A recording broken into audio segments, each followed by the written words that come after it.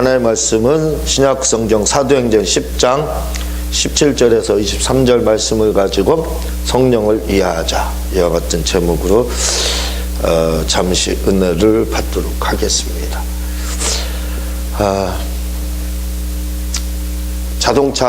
차를 운전하다 보면, 그러니까 처음에 운전면허증을 따고 제가 말씀을 드렸죠. 차 운전은 자전거 운전보다 더 쉽다, 그렇게 생각을 하시면 차 운전을 하시는데 어려움은 없는데, 운전면허증을 따고 그리고 차를 이렇게 새 차를 구입한다든가 아니면 뭐 중고차를 이렇게 구입을 하더라도 차가 처음에 운전을 하게 되면 몸하고 일치가 되지 않아요. 그래서 일치가 되지 않아서 마치 밥 따로 국 따로, 그것들은 따로 국밥 그렇게 이야기하잖아요. 그런 것처럼 마치 따로 국밥처럼 걸맞지가 않아요. 그러니까 차하고 나하고 일치가 되지 않습니다. 하나님이 삼위일체 이렇게 되는 것처럼 우리도 영혼육 이렇게 삼위일체로, 우리 속에도 영과 혼과 육 삼위일체로 이게 하나가 되는 거예요. 그래서 우리가 한 몸을 이루거든요. 그런 것처럼 이 기계죠, 하나예요. 자동차도 하나의 기계인데, 이 차라는 것이 기계인데 그거하고 내 몸하고 일치가 돼야 돼요. 일치가 되지 않으면 차 운전을 하는데 부자연스럽습니다. 일치되는 순간 그 기간이 대개 보면은 한 달 정도만 더 빠른 사람은 금방 그게 이제 정착이 되지만, 이렇게 늦어도 한 달 정도면 몸과 차가 하나가 돼. 그래서 몸이 움직이는 것처럼 내가 몸이 좌측으로 가고 싶다 그러면 자동적으로 움직이고 우측으로 이렇게 되잖아요. 마찬가지로 차도 그렇게 자연스럽게 일치가 됩니다. 그렇게 일치가 되면 안전해요. 아주 안전하게 운전을 이렇게 할 수가 있게 됩니다. 그때까지가 조금 이제 한 달 정도 걸리게 되는데, 우리가 신앙생활을 하는데도 역시 똑같아요. 신앙생활을 하는데도 처음에 교회를 오게 되고 그렇게 되면 교회가 낯설죠. 저는 교회 와서 왜 저분들이 하나님을 아버지라고 할까? 집에 아버지가 계신데, 그런 또 의아한 점을 가지고 있었고, 그리고 또 형제 자매 이런 것도 나 무슨 관계 있다, 그 형제 당신 나가라 이런 생각이 들 정도로 형제 자매 이런 말들도 사실 처음 듣는 이야기고, 이게 잘 맞지가 않습니다. 근데 이제 오래 신앙생활 하다 보면 그런 것들이 자연스러워져요. 지금 사실은 교회에서 가장 회복돼야 될 게 뭐냐면 형제 자매로 회복이 돼야 돼. 이거 권사 장로고 집사 이렇게 해가지고 신앙생활이 피라미드가 됐습니다. 마치 계급 사이처럼 세상처럼 그렇게 돼 있어요. 사실은 그거 다 없어져야 돼요. 그런 면에서 천주교가 좀 좋은 것 같아요. 왜냐하면 천주교는 다 형제 자매, 지금 우리 이렇게 사실은 그렇게 돼야 됩니다. 근데 이런 직분들이 있어서 이제 어쩔 수 없는 거예요. 지금은 어쩔 수 없는 그 하나의 흐름으로 다 그렇게 관습이 되다시피 했는데, 사실은 그게 불편한 거죠. 더 좋은 게 아닙니다. 그래서 직분은 사실은 없어야 돼요. 근데 그렇게 할 수가 없죠. 신앙생활도 처음에 교회 나오면은 낯설죠. 모든 환경들이 처음 대하는 것들이기 때문에. 마찬가지로 교회를 오래 다녀도 그렇게 신앙생활에서 내가 예수님을 믿는다고 해서 오래 신앙생활해도 하나님과 나와 관계가 따로 국밥 같아요. 자동차가 몸에 일치가 되려면 한 달 정도 걸린다고 했죠. 그래야 차 운전하는데 쉽습니다. 편합니다. 자연스러워요. 자전거보다 더 쉬워져요. 그때 가서는. 그렇게 돼야 되는데, 신앙생활도 하나님과 주님 예수님과 나와 하나가 돼야 됩니다. 하나, 일체가 돼야 돼요. 사람들은 이 부분을 이해를 못해요. 삼위일체, 하나님과 성부 하나님, 성자 예수님, 성령님 삼위, 영혼육 일체, 하나님과 나와 일체된다는 걸, 이게 당신 신이야? 이렇게 생각할 수 있어요. 아닙니다. 하나님과 나와 일체가 돼야 돼요. 그렇지 않고 신앙생활을 하게 되면 신앙생활이 자유가 없어져요. 편하지가 않습니다. 불편합니다. 마치 차가 몸에 맞지 않은 것과 같은 거예요. 신발을 몸에 맞지 않은 신발을 신으면 어떻게 아주 불편합니다. 마찬가지예요. 신앙생활도. 그래서 신앙생활을 한다고 해도 몇십 년을 하든 관계없어요. 몇십 년을 한다고 해서 신앙생활이 마치 차와 내 몸이 일치된 것처럼 하나님과 나와 일치되는 게 아닙니다. 일치되는 게 아니에요. 오래 그렇다고 해서 또 신앙생활을 얼마 하지 않았다고 해서 다 교회 다닌 지 몇 개월 되지 않는다고 해서 너는 몇 개월 되지 않으니까 신앙생활이 너 하나님과 일치가 안 되겠다. 그것도 아닙니다. 그러니까 사람이 태어나는 데는 순서가 있지만 죽을 때는 순서가 있어요, 없어요? 없죠. 없는 것처럼 신앙생활도 똑같아요. 하나님과, 다시 말하면 예수님과 내가 일치가 되는 신앙생활과 일치가 되지 않는 신앙생활은 순서는 있어요. 교회 다니는 순서는 있습니다. 그렇지만 일치되는 것은요, 마치 죽는데 순서 없는 것처럼 순서가 없어요. 오래 신앙생활을 했다고 해서 내가 하나님과 예수님과 일치가 된다, 일체가 된다, 그렇지 않습니다. 얼마 안 됐다고 해서 일치 안 된다, 그런 게 아니에요. 우리 신앙생활은 그렇지 않습니다. 일체가 돼야 돼요. 하나님과 나와 한 몸이 돼야 됩니다. 그래야 신앙생활에 자유가 주어져요. 편안합니다. 신앙생활에 맛이 있어요. 예수 믿는 게 뭐가 그렇게 세상 사람들이 그러잖아요.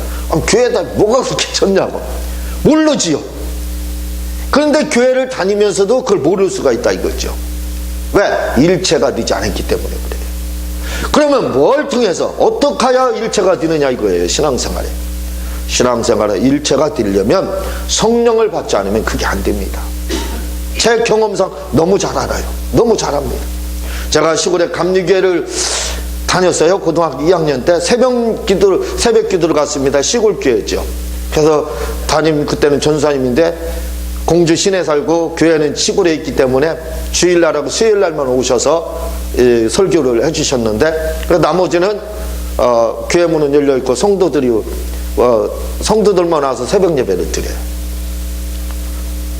많이 참석하지도 않고 나이 많으신 할머니 권사님 한 분만 이렇게 오셔서 기도를 하시고, 가끔 이제 또 멀리 떨어져 있는 분들이 나오셔서 또 참석을 하시고 그러는데, 그 할머니나 동네 살았기 때문에 쫓아서 새벽 기도에 와서 기도를 하는데 뭔가 알아야죠. 알지 못하니까 할머니 기도하는 것 옆에서 다 들으면서 아멘, 아멘 기도하러 온 게 아니라 아멘 하러 왔었습니다. 그러니까 왜냐하면 모르는 거예요. 이 기도는 이렇게 하는 거라고 가르쳐 줬어요. 뭐 이렇게 해서 뭐 어떻게 시작해서 어떻게 끝나야 되고 뭐 예수님의 이름으로 맞춰야 돼, 다 가르쳐 줬습니다. 막상 그걸 응용하려니까 안 되는 거예요. 자유롭지가 않습니다. 몸에 맞지 않은 옷을 입은 것처럼요. 왜 그러냐면 신앙생활에서 성령을 받지 않으면 신앙생활에 자유가 주어지지가 않아요. 불편합니다. 신앙생활이. 그래서 우리가 신앙생활을 바르게 하려면 성령을 받아야 돼요. 성령을 받지 않으면 그런 자유가 우리에게 주어지지가 않는 겁니다. 제가 이 페이스북을 하면서 참 재밌는 일들도 많이 있고 그래서 가끔 말씀을 드리잖아요. 이 페이스북을 이렇게 보게 되면 말도 안 되는 이야기들을 막 쓰는 사람들이 많이 있어요. 저 믿지 않는 사람들은 그렇게 쓰든다가도 뭐 믿지 않으니까 몰라서 그런다 하고 그냥 넘어갈 수 있어요. 그런데 신앙이 있다가 하는 사람들, 교회를 다닌다가 하는 사람들, 직분이 있다가 하는 사람들, 더 나아가 목사님이라 하는 분들, 이런 분들도요 이상한 말을 하는 분들이 얼마나 많은지 몰라요. 말도 안 되는 이야기들을 하는 경우가 얼마나 많이 있는지 몰라요. 저는 그런 생각을 가져요. 마치 이분들은 성경을 안 믿으려고 작정을 했구나. 성경을 해석하려면 해석하는 이유는 뭐예요? 믿기 위해서. 하나님의 말씀을 내가 믿기 위해서, 그래서 성경을 해석을 해야 되는데 이분들을 이야기를 가끔 보게 되면 안 믿기 위해서 해석하는 것 같아요. 마치 그런 분들이 이곳저곳에서 가끔 올라옵니다. 그럴 때마다 참 마음이 아픈 것을 느끼게 되는데, 그런데 그분들이 왜 그러한 교회에서 지도자급의 직분을 가지고 있으면서도 교회를 폄하하고 그런 무례한 행동들을 할까? 그런 생각을 하게 되는데 그 이유는 간단합니다. 성령을 받지 못했기 때문에 그래요. 성령을 받지 못했기 때문에.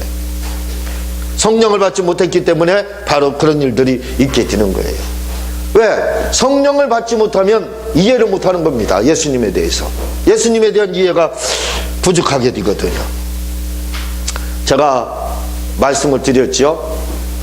성령을 받게 되면 예수님에 대한 이해가 생깁니다. 다른 무엇보다도 방언을 말하고 예언을 하고 병을 고치고 그것도 좋죠. 통역을 하고. 그러나 그보다 더 중요한 게 있습니다. 그보다 더 핵심이 있어요. 그게 뭐냐면 예수님에 대한 이해가 생깁니다. 그래서 뭐가 되냐면 예수님에 대한 박사가 돼요. 예수님에 대한 박사가. 왜 당신은 성령을 그렇게 구합니까? 왜 이렇게 성령 받으려고 합니까? 어떤 분들은 은사 받으려고요. 물론 은사는 그건 팁처럼 주어지는 서비스입니다. 그건 서비스예요. 본질은 뭐냐? 본질은 그게 아니에요. 예수님에 대한 박사가 돼요. 그냥 예수님과 일치가 되게 만들어 버립니다. 그러나 성령을 받지 않으면 일치가 되지 않고 부자연스럽다 이거죠.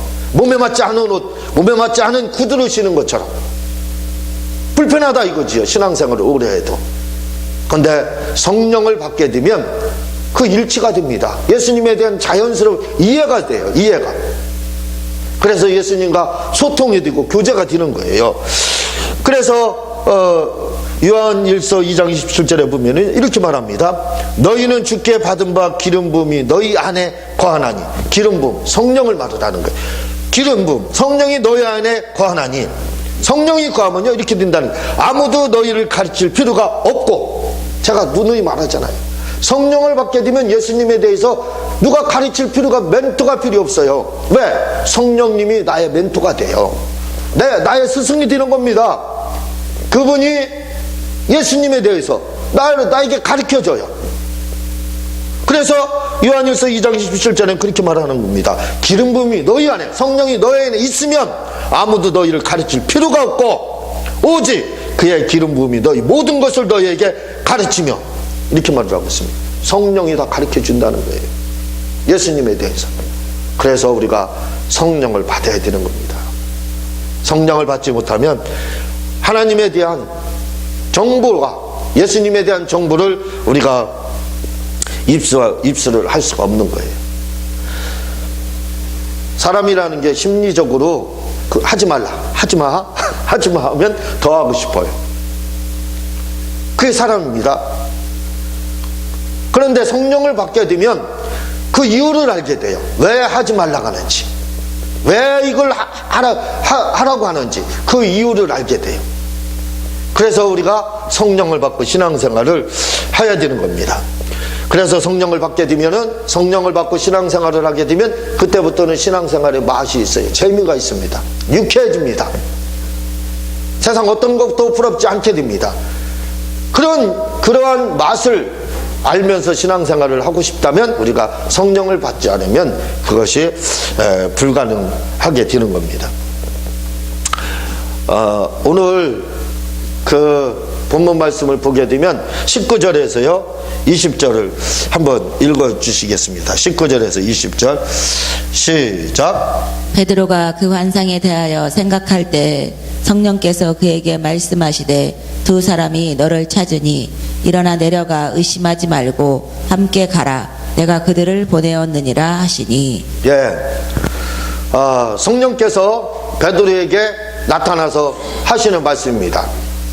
성령께서 베드로에게 나타나서 하시는 말씀이, 고넬료가 보낸 사람을 왔는데 문을 두드리니까 내가 보낸 사람이다, 그를 쫓아서 가라, 이렇게 이제 이야기해서 고넬료의 가정을 신방문하게 되는 것이 본문 말씀의 핵심입니다. 이것을요 예정론을 믿는 사람이라든가 또는 성령님이 알아서 뭔가 다 해줘 하는 사람은 도저히 이해할 수 없는 말씀이에요.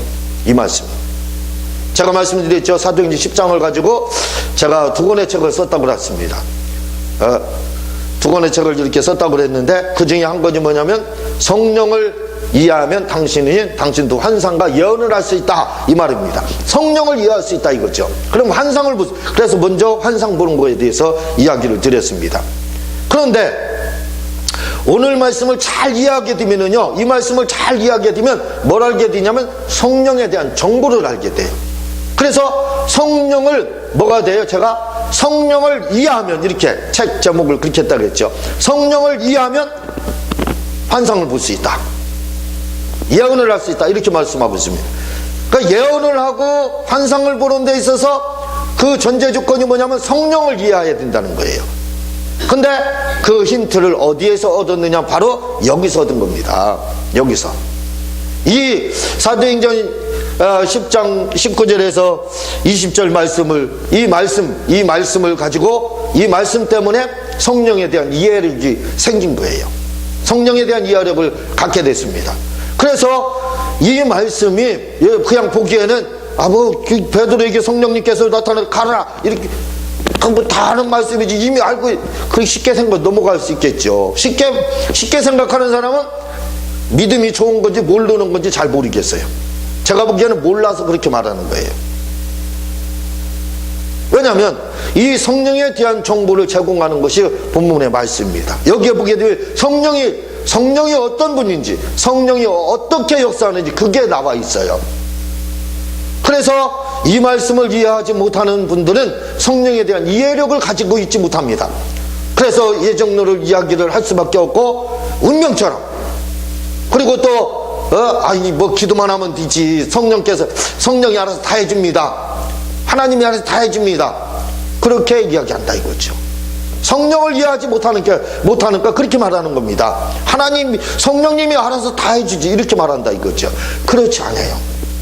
한번 생각해 보자 이거죠. 만약에 성령님이 알아서 다 해주게 되면, 성령님이 알아서 다 해주면 선교사님들 선교하러 뭐하러 가죠? 선교하러 갈 필요가 없습니다. 그렇죠? 전도자들이 열심히 전도할 필요가 없어요. 왜? 성령이 알아서 사람 구원해 줄 건데, 기도만 하면 성령이 알아서 거기서 뭐 천사를 보내든지 뭐 해서 그 사람을 구원하고 그 민족을 구원하고 그렇게 한다, 그렇게 생각한다 이거죠. 그렇게 돼야 됩니다. 근데 우리는 그 성령을 이해를 하기 때문에 그렇게 말하진 않아요. 성령을 성령이 만약에요, 성령님이 알아서 다 해주고 하나님이 알아서 다 해준다 그러면 뭐가 되냐면, 전도할 필요도 없고 뭐 선교 나갈 필요 더 나아가서 그러면 뭐 병 치료받으려고 기도할 필요도 없네. 왜? 성령님이 알아서 치유해 줄 거 아니에요. 하나님이 알아서 치료해 줄 거 아니냐 이거예요. 그러나 우리가 신앙생활 해봐서 알지만 그렇지 않습니다. 그렇지 않다 이거죠. 그래서 이 성령님에 대한 이해를 우리가 가져야 되는데, 이 성령님에 대한 이해를 갖기 위해서는 굉장히 중요합니다.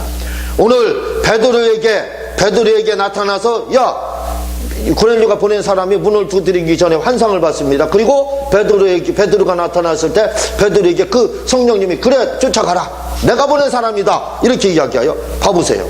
성령님이 언제 역사했느냐? 이 말씀의 시작은 벌써 사도행전 10장 1절부터 시작이 되는 겁니다. 1절부터 고넬료가 기도를 해요. 하나님 앞에 2절에요. 구제를 많이 하고 선한 일을 많이 하고 의로운 일을 많이 했습니다. 그래서 기도하다 보니까 어떻게 돼요? 천사가 나타났어요. 환상 가운데 실제로 나타난 겁니다. 천사가 나타나가지고, 너 예수님에 대해서 알고 싶지? 예, 알고 싶습니다. 그 예수님에 대해서 알려줄 분이 있다. 그분이 누구냐면 베드로라는 사람이다. 그분이 어디냐면 요빠의 시몬의 집에 있다. 그래서 고넬료가 종을 3명을 보내게 됩니다. 그 거리가 약 50km 정도 떨어져 있기 때문에 시간이 많이 걸렸죠. 걸어가느라고 시간이 걸렸죠. 그래서 거기서 이제 하루 자고, 고넬료가 보낸 종들과 베드로가 같이 이제 그 다음날 오게 되는 거죠. 봐보세요. 그때 베드로는 뭐 했느냐? 베드로는 옥상에 올라가서 기도하기 시작합니다. 그러니까 기도하니까 뭐가 봐요? 환상이 보였어요. 이 환상이 도대체 뭔가 할 때 고넬료가 보낸 사람이 문을 두드리는 거예요. 베드로라는 분 계십니까? 그래서 내가 베드로다. 무슨 일이냐? 이런 일을 이렇게 해서 왔습니다 하고 이제 그 종들이 이야기를 하는 거예요. 봐보세요. 우리가 잘 이해를 해야 됩니다. 만약에요, 성령이 알아서 다 해주는 분, 그냥 우리는 기도만 하면 돼, 성령이 다 알아서 해줄 거야, 그런 분들은요, 이 말씀을 이해할 수가 없습니다. 왜? 성령이 언제 역사했어요? 순서상 한번 봐보세요. 성령님이 베드로에게 말씀을, 그래, 쫓아가라, 내가 보낸 사람이다 한 것은요, 이미 맨 마지막입니다. 맨 마지막이었어요. 성령님이 처음부터 이야기했느냐? 아니잖아요. 처음부터 사도행전 10장 2절에 어디 그런 말씀이 있습니까? 성령이 그렇게 말씀했느냐 이거예요. 아니잖아요. 베드로에게 성령께서 말씀하신 것도 환상을 보여주기 전에 이야기했느냐? 아니잖아요. 고넬료의 기도에 의해서 지금 이게 다 진행되고 있는 겁니다.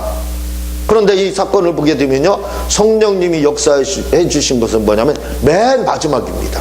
맨 마지막에 우리가 알기로는 성령께서 모든 것을 다 해주시기 때문에 성령님이 선발주자다 이렇게 생각할 수 있는데, 성령님이 선발주자면 알아서 다 해주는 거죠. 그럼 우리는 너무 편합니다. 신앙생활 교회 다닐 필요도 없어요. 왜? 성령님이 나를 구원해 주실 건데. 병들어도 걱정할 거 없습니다. 성령님이 나를 치료해 주실 건데, 이렇게 되는 거예요. 그러나 그렇지 않다 이거죠. 우리가 신앙생활을 해봐서도 압니다. 그게 아니라는 것을 알았잖아요. 근데 오늘 말씀이 그게 아니라는 거, 우리가 잘못 생각했다는 걸 바로 증명을 해주는 거예요. 그게 뭐냐면 성령님께서는 후발주자다 이거죠. 맨 마지막에 역사하더라 이겁니다. 처음에 역사한 게 아니더라 이거죠. 그렇죠. 모든 과정이 다 기록이 되어 있습니다. 17절까지 다 19절까지 다 기록이 되어 있습니다. 그리고 나서 맨 마지막에 성령님이 말씀을 하시는 거예요. 가라 해가지고 그때서야 베드로가 고넬료의 집을 방문하게 되는 거예요. 그러니까 믿음이라는 것은 하나님의 말씀을 그냥 그대로 믿는 겁니다. 하나님의 말씀을 그대로 그걸 믿는 거예요. 그 믿음, 그게 누구의 믿음으로? 하나님의 믿음이 아니에요. 하나님의 믿음으로 다 믿는 게 아니에요. 우리가 성령이 알아서 다 해줍니다. 또한 운명론과 같은 그런 예정론을 이야기를 하게 되면 성령님이 다 알아서 해줍니다. 그러니까 그렇게 되는 거예요.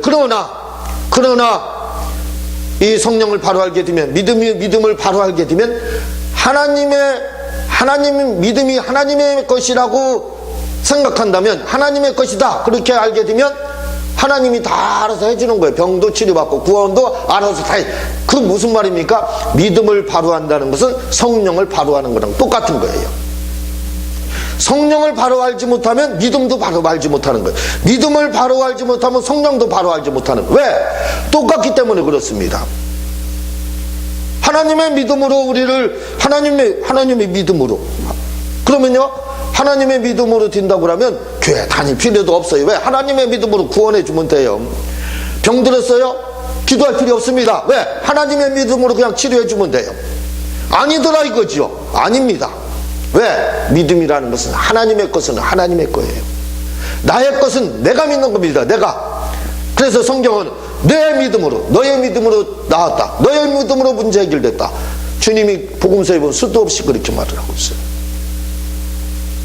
그러니까 믿음이라는 것도 뭐예요? 하나님의 것은 하나님의 것, 내 것은 내 겁니다. 내가 뭘 믿을 때? 말씀을 믿는 거예요. 그러면 믿는 자에게 능치 못할 일이 없다고 그랬어요. 믿는 자에게, 말씀을 믿는 자에게, 예수님을 믿는 자에게 능치 못할 일이 없다고 그랬습니다. 하나님의 믿음으로 능치 못함이 없다고 하지 않았어요. 믿는 자에게 능치 못함이 없다고 그랬습니다. 누구의 믿음? 나의 믿음. 내 믿음을 가지고 뭘로다? 하나님의 말씀을 믿는 거예요. 예수님의 말씀을 믿는 겁니다. 하나님을 믿는 겁니다. 그러면 능치 못함이 없는 일들이 일어나는 거예요. 마찬가지라 이거죠. 성령님도 만약에 성령께서 알아서 다 해준다고 하시면, 선발주자가 되어서 해준다고 하면 그냥 우리는 교회 다닐 필요도 없고 병 들었을 때 기도할 필요도 없습니다. 성령님이 알아서 치료해 주신다. 그렇게 될 수 있는 거죠. 그러나 어때요? 그렇지 않지 않습니까? 성령께서는 후발주자예요. 후발주자. 그래서 우리가 신앙생활을 할 때 뭔가 열심히 신앙생활을 해야 하나님이 도와주신다 이거죠. 그래서 이걸 다른 말로 바꾸면 아이들이 태어나면 애들한테 야 애기들이요? 야 이쁜 짓 해봐 하면 애들이 이쁜 짓을 합니다. 그럼 막 웃잖아요. 그럼 얼마나 예뻐요. 그렇잖아요. 마찬가지입니다. 우리가 왜 신앙생활을 힘써야 되느냐, 그게 뭐냐면 아이들한테 너 이쁜 짓 해봐 그런 거랑 똑같은 거예요. 이쁜 짓을 해야 되는 겁니다. 누구 앞에? 하나님 앞에. 하나님 앞에. 그래야 뭐예요? 내가 이쁜 짓을 하게 되면, 고넬료가 이쁜 짓을 했어요.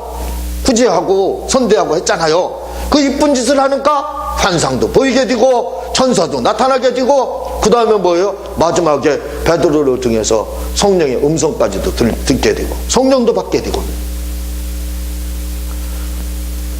우리가 이 사실을 알아야 됩니다. 성령께서는 맨 마지막이라는 것, 후발주자라는 것을 알아야 돼. 선발주자가 아닙니다. 맨 마지막에 역사한다 이거죠. 맨 마지막에 역사하지 않으면, 처음에 역사하게 되면 우리는 이쁜 짓을 할 필요가 없어요. 하나님이 알아서 다 해주기 때문에. 그러나 우리가 신앙생활을 이쁜 짓을 해야 될 이유가 있습니다. 그것은 왜 이쁜 짓을 해야 되냐? 성령님은 후발주자가 되시기 때문에 그래요. 그래서 이 사실을 우리가 믿게 되면 성령은 맨 마지막에 역사한다는 요 하나 이해해가지고요 책 한 권 쓴 겁니다. 성령을 이해하면, 성령이 뭐라고요? 선발주자가 아니라 맨 마지막에 역사하더라 이거죠. 그러니까 우리의 기도에 공로가 힘이 들어가야 됩니다. 기도라는 것이 들어가고 전도라는 것이 들어가고 선교라는 것이 들어가야 됩니다. 그래야 성령께서 그 전도한 그 전도자의 말을 듣고 사람들의 마음을 움직이는 거예요. 맨 마지막이니까 전도자의 말을 듣고 그 사람 마음이 움직여서 그 사람이 예수님을 영접하는 거예요. 선교사의 말을 듣고 맨 마지막에 그 말을 듣고 성령께서 그 마음을 움직여서 그 선교사님의 선교를 받아들여서 예수님을 믿게 되는 거고, 병 들었을 때 역시 똑같습니다. 주님의 말씀대로 그냥 믿는 거예요. 그래서 믿게 되면 성령께서 맨 마지막에 역사해 주셔서 병든 자를 치료하게 하는 겁니다. 그래서 우리가 성령을 이해해야 돼요. 성령을 이해해야 되는 겁니다. 성령을 이해하지 않으면 우리가 성령에 대해서 잘 알지 못하고 그 정보를 바로 받아들이지 못해서 성령에 대한 도움을 갖지 못하게 되는 겁니다. 오늘 우리 성령에 대한 이해를 가지셔야 됩니다. 성령께서는 맨 마지막에 역사하신다. 오늘 보셨잖아요. 말씀 보셨잖아요. 보신 것처럼 맨 마지막에 성령이 역사했던 걸, 그걸 기억해야 돼요. 이 이해심을, 이것을 잘 이해해야 돼요. 아, 성령님이 선발주자가 아니구나, 후발주자구나, 맨 마지막에 역사하는 분이구나, 그 전에 할 일이 내가 있구나, 하나님 앞에 이쁜 짓을 해야 되는구나, 이 사실을 여러분들 꼭 기억하시고 성령이 후발주자라는 것을 아시고 이것만 잘 이해하게 되면요, 오늘부터 성령에 대해서 잘 이해를 할 수가 있게 됩니다. 성령의 도움을 많이 받을 수가 있어요. 그러나 이 사실을 아직도 이해를 못하게 된다면 성령의 도움을 우리는 아직도 받지를 못하게 되는 겁니다. 오늘 우리가 이 사실을 잘 알고 성령이 후발주자라는 것, 이 사실을 잘 이해해서 성령의 도움을 많이 받으시기를 예수님의 이름으로 부탁을 드립니다. 이 시간 주여 3번 하고